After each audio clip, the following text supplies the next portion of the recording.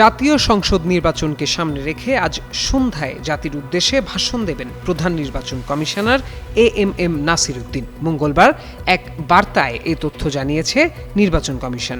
প্রধান নির্বাচন কমিশনারের ভাষণটি মঙ্গলবার সন্ধ্যায় রেকর্ড করা হয়েছে বলে কমিশন সূত্রে জানা গেছে।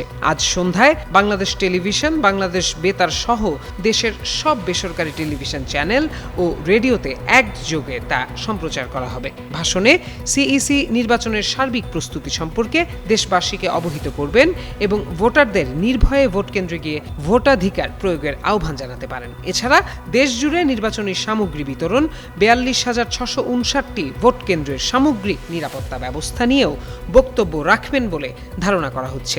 হোয়াইট প্লাস প্রো সেনসিটিভ স্কয়ারের মাঠের বাইরেও তো আমরা এভাবে দেশপ্রেম দেখাতে পারি।